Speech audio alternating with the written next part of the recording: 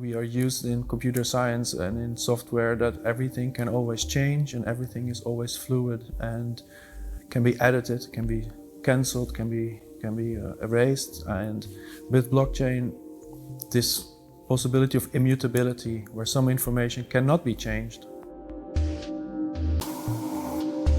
My name is Harm van den Dorpel. I'm an artist born in the Netherlands. I've lived in Berlin for 12 years. And I'm here for my solo exhibition, Struggle for Pleasure, with Verse. The works in this exhibition are created with an algorithm that is part of the family of algorithms, the quad tree. A quad tree is an algorithm that takes a two-dimensional space, a rectangle, and splits it in 4 quadrants, and then splits those quadrants into 4 quadrants. So it's a recursive process that gradually increases the resolution of the image. These algorithms are used for image compression, to go from a large image in terms of file size to something small. What I like about this algorithm, in a broader context, is the idea of decompression. So in other works that I've made, where I relate to DNA structures, where information about our bodies is encoded in a DNA string.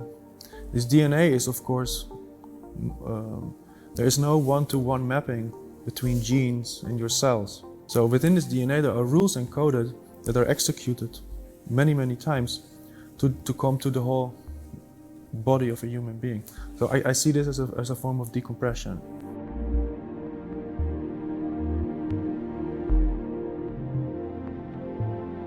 The title of the show is Struggle for Pleasure, which is a musical composition by Wim Mertens. I've known this composition for a long time and I've always found it beautiful. Yet at the same time, there is something a little bit tacky about it. I often find myself enjoying things on an emotional, direct level, while at the same time I could kind of easily dismiss them from an intellectual point of view. So I find myself occasionally torn between allowing myself to like something or not. And in particular, when I'm using pixels in the creation of a digital work, the pixel is often used in displays in digital art for CryptoPunks or other more like nostalgic references to 8-bit culture from the past. And that is all great, but it is not the kind of aesthetic that I want to research.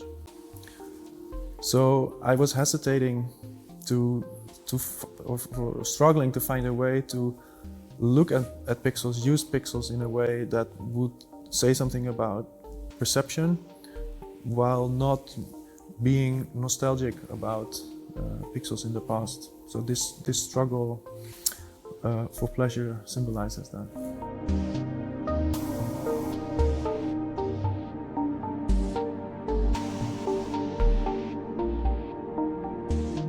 There is a second, smaller series in the exhibition of works that are material on the wall. The title Swallow Only Shallow is based on 2 tracks, 2 song titles by My Bloody Valentine. I am a great shoegaze music lover, and what I really like about shoegaze is that the band, which is kind of conventional, drummer, singer, guitar, bass, they're processing the signal of their music with a lot of effects, processing delays, and where it's almost the effects almost become more important than the musicians.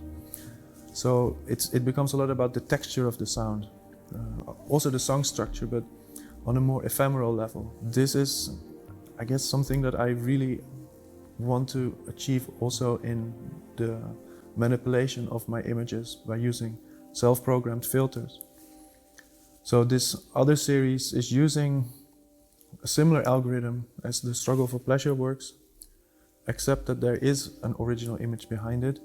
And these images I took from imagery from the 90s, from posters, interviews, video stills that kind of refer to that era, which is, I must admit, is a nostalgic enterprise.